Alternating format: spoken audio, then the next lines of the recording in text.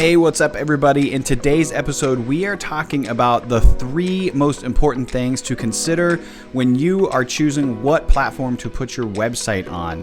And so we're going to be going into the weeds into a few different topics, but one of them specifically on why the cheapest option is rarely the best option. And so if you're evaluating a new website, whether it's today or something you're planning for in the future, this is really the core piece of what your website should be built on. So we're going to dive into what those might be, what those considerations should be that you are evaluating. My name is John Aiken. I'm the CEO of Web Canopy Studio, and this is the Website Conversion Show.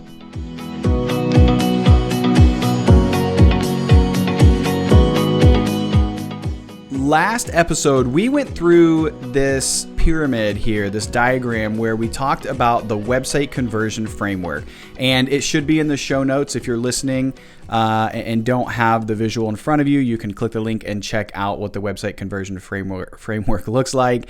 But we went through these 6 different components that a highly converting website must have or must go through in order to really be successful in what it's trying to accomplish. And so at the very root, we're going all the way down to the most critical component of a successful website, and that is choosing the right platform. If we don't have the right platform and tools in place, we are going to make our jobs as we go up and out and scale out of this framework, we're going to make it considerably harder on us. Because if we don't do it right at the core as we scale out, it's just going to be tremendously more difficult and less effective. So today, as I was saying, we're going to be talking about the 3 biggest considerations for choosing the right website platform. I have seen, I don't know how many other agencies and gurus and read so many blogs about people comparing what should you look for in a website platform. And first off, they're all wrong. It drives me nuts how people are trying to promote features and why you should look at features for choosing what website platform you need to be focusing on. And, you know, if it's coming down to very tiny nitty gritty details, then maybe the features are the selling point. But rarely is it ever a feature that you're looking for or that you should be looking for to establish what website platform you're working with, because there's really 3 really important pieces of that we have to make sure that we are exploring. And so the very first thing that I look at when I am looking into what website platform is the right one for me or for a client, the first thing I'm going to evaluate is the goal of that website and the purpose of that website. What is that website truly supposed to do? This is the most important piece of choosing the right platform. I'm willing to bet most people don't even think about this when they're trying to figure out what website platform they should choose. And this is why it is so cringeworthy to me to see all this content and all these people talking about, oh, it's WordPress versus Squarespace versus HubSpot versus all these. And like, you don't even know who the people are that you're talking to. You're just, trying to come up with features and stuff, and it's just BS, and I don't like it. So why talk about goals and purpose? Why is that something that we should even consider or think about? Well, all of these website platforms, they're all very valid. Like, there's not one that is just better than the other across the board for every single industry, for every single use. I am a firm believer that there are key specific components to each website platform, each of the major players in the space, based off of what it is that you're trying to do. So for example, like the plain and simple, like the one that is plain as day to me is like shopping, right? If you're an e-commerce platform, if the primary goal of your website is to sell something online, you're selling shirts, you're selling candles, you're selling brakes for your car. Like if you're selling stuff online, then your website platform should be rooted in an online e-commerce platform. Okay, it should be something like Shopify, should be where your website actually lives. Now, I know that there's lots of integrations and things that you could do and combine different components, and I think that's great. I think it's super important. We've done, I don't know how many different websites where we've tied Shopify into HubSpot, and that works very, very well.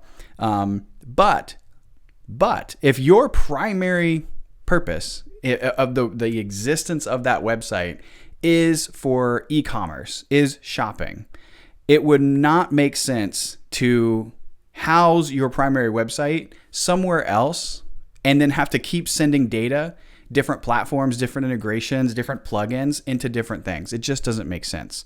And it also doesn't make sense to focus on using plugins as the primary source for your shop. So if shopping is a secondary component, I get it. But if it's the primary component, I don't think that's right. I think your website should live on that place. So, shopping, I think you got to go with an e-commerce platform like Shopify. If your primary purpose is blogging and like content distribution and thought leadership, like news networks and things like that, like BuzzFeed, I would go with a platform that is built for blogging and content distribution and sharing. I think WordPress does this very, very well. Hell, you could even think about something like Medium, because Medium is built for sharing content, sharing blogs. It's already structured that way for you. Granted, all of them have the capacity to do that. HubSpot is wonderful for content and sharing and distribution, but WordPress was built for that. So that is WordPress's core functionality. In fact, if you want WordPress to be a website or to do lots of other things, you have to insert in more than likely several other plugins and widgets and things to make WordPress do stuff it wasn't actually designed to do. But it is designed to be a blogging platform, which is why it was built in the first place. So if it's something like lead generation, and it's running a marketing-based website that's designed to get people to your website, to read content, to convert into a lead, that they can be nurtured, and that they can start booking calls on your sales team's calendar, which is the way that most B2B businesses today are run. I think your website needs to live on the same platform as your CRM. I think your website in that situation should be something where the CRM is just built natively into the background of that website. So there's no lost data. We're not sending information back and forth. It would not make sense to have a third party running my website that I have to then send information to, when that is the core crux, the reason of why my website is in existence today. So, what's another example? Online courses. Like if you're running an online course, that's the primary focus of what you're doing. That is what you're designed to do. That is the reason your company exists. I would think of something like Kajabi, right? So the very first consideration you need to have is, what is the goal of my website? What is the purpose that it's even existing today? And if it's something like lead generation, then you need to think about, I want a lead generation platform to house my website, like HubSpot. If it's something where it's like, I'm just looking to share content and be like a news outlet, like I'm a journalist, I'm sharing blogs, and it's not so much about leads, it's more about just sharing with the world, then maybe something like Medium or WordPress is a good fit. That's not to say that you can't do other things with other platforms or that they can't do that too, but I think you catch what I'm throwing down here. So that's the first consideration that I would put into choosing your website. The next one is usability. How easy is it for you to make changes on your website, on the platform that you're exploring? Who is going to be the one that's editing and who's going to be maintaining that website? Because if you are moving to a platform or staying on a platform that is very difficult to make adjustments to, or that you need to hire a developer or reach out to a developer to just make modifications, I cannot tell you the amount of headache that you are putting yourself through. Because if you are a marketer, a business owner, and you don't know much about actually coding and developing and things like that, then why are we stuck on a platform that requires me to have some kind of level of knowledge and functionality for that? It blows our mind. It is not worth it. It does not make sense whatsoever. And so that is a really big thing for so many people is, I can't tell you how many times I've heard people come to Web Canopy Studio and say, oh yeah, I'd love to make more changes on my website, but I have to reach out to my developer, my coding friend to take care of that for me. So it's a challenge, and it puts people in a situation that really they feel stuck. So when you're evaluating that platform of choice, the second thing is, to me, is boiling down to usability. Okay. The third thing, and that third consideration that really, I think this is another one that most people seem to look over, or they just see it as a feature. The third consideration that I'm looking at is reporting and attribution. I want to know, do I have access to track the performance of my website, of the pages, of the section, of the content of my website? Can I track it back to revenue and to the overall performance of that page or section of the site without having to use third parties, without having to go in and do plugins and integrations and sending content back and forth to reporting platforms and all these things? Yes, totally. You can do it with a million different tools. You can send it to programs and have them analyze it, and it comes back, and now you have another program that's delivering really pretty graphics and of your charts. And I get it. That's like, it's important, but I would much rather have all of it in one place. I would much rather be able to, with the click of a button, see my reporting data and understand why that's so critical, and understand what does this actually give me in a return. Okay. So there's a lot to that I think a lot of people kind of skip over. And so let me just kind of walk you through an example about why that's important. We had a client that was considering, their website was on HubSpot. We helped them keep it on HubSpot. They were considering moving off and going to WordPress. This is a few years ago. And the CEO of the company was, we were working with the marketing director. The CEO of the company was upset with the website because he thought it didn't tell enough of the story of the company. He thought that the website should be sharing more about, we've been in business 25 years and we've been servicing this local community for all this time, and these are our accolades and our awards and why we're so great, because he thought the content was too plain. The actual content that we had put on the website was problem focused. It was problem specific. So it was really tailored to the audience for conversion. It was focused on getting people to take action and convert while they were on the website. And so when we caught wind of that, all we needed to do was click on the back end, go to the back end of that page, go to the back end of that site, and show the attribution reporting to him that was already built in natively to the functionality of the website. Did not have to create any special reports, did not have to tie in any plugins. Literally, it was just there for us. And we were able to say, I hear you. What you're looking for, what you're saying is important, and there is a place for that. Like, we need to share the credibility and the accolades and the longevity of the company. Should it be the main theme of the website? I don't think so. And here's why. Here's the data that will tell us otherwise. And so what we did was we were able to look at like campaign reports inside of HubSpot and individual page performance. And so what we could show them is like, over time, here's all of the deals that are attributed to the kinds of content that your website is really doing well. Here's all of the revenue that's attributed to the website performance and the website content. And so it did nothing but validate our client, our point of contact, who was the marketing director, and really just back her up and give her the ability to kind of stand on her own 2 feet, and not just, because the CEO wanted it a specific way, that she didn't feel like she had to get pushed around in that situation. So it was really, really quite helpful, and it eliminated the need to go back and start discussing, should we bring WordPress back into the mix or not?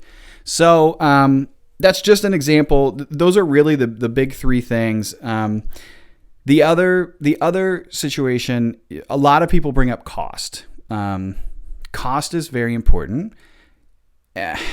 Is it the top three consideration? It's not. I wouldn't even bring it into the mix, especially depending on like where you're at as a business. Because, and here's why, when you insert the issue of cost into the discussion, you bring up things like, well, WordPress is free. WordPress is easy for me to just be able to not have to worry about an extra expense of something like HubSpot, CMS Hub. And so it's a battle that we fight all the time with people who are thinking about new websites and platforms. The reason why that's an issue, the amount of time that is lost in dealing with a free CMS, dealing with the headache of coding or lack of changes being made because that person cannot now make changes to their website without having to rely on a developer is ridiculous. It's sky high. There's so much time lost, so much opportunity lost because of the things that are or are not being done to the website. Think about all of the potential customers, the potential leads that your site, your company is missing out on because we're just simply on the wrong platform and we can't make the changes that we need to in the time frame that we'd like. Like there's opportunity constantly. And I heard a statistic the other day, the Stack Overflow, which is a great online resource, lots of content, very well trusted source. They do an annual survey and they reached out to all these different developers in this annual survey. And according to Stack Overflow, WordPress was the number one most hated platform by developers, which was crazy. So over 59.9% of developers say that they hate working on WordPress. The next thing down was like IBM and Windows and Android devices. And so like WordPress beats out every other platform. That's not even website platforms. That's just like platforms in general that developers have to work with. WordPress was the number one most hated platform to develop on. So I think all that being said is, yes, there's a place for all these different platforms. There's a time and a place and a situation in an industry where it's really important to think about, should this be used or should it not? But at the end of the day, we got to choose the right one for us. And those three considerations are really where I would focus my priorities and what I'm thinking about. So again, it's the goals, it's the usability, and it's the reporting functionality. Those are the three things. And tied back to the website conversion framework, again, that's the core, that's the bottom piece, the most foundational element of a successful website. Without this doing what it needs to do and being where it is, the website can't function. It's not going to do all the other things that are capable. So with that, if you guys, just a reminder, if you are interested in understanding how your website fares, what your website could possibly be doing better, how to improve your website in all these different categories, from platform to positioning to design and development to nurturing and automation, traffic and SEO, and conversion rate optimization, please take our website assessment. We have a website conversion assessment where we've gone through and asked 5 questions in each of these categories. So it's just 30 questions. It'll take 5 minutes of your time. And what you'll do is you go through and evaluate, answer the questions, and as an outcome, you're going to be delivered a customized report specific to your website that will give you checklists and guides and tutorials and trainings and things, other resources that you need in order to improve each individual section of your website and your business. So with that, that's about it today. Link is in the show notes. You can go to webcanopystudio.com/assessment and take that website conversion assessment. I think that's it, guys. My name's John Aiken. I'm the CEO of Web Canopy Studio, and this is the Website Conversion Show. We'll see ya.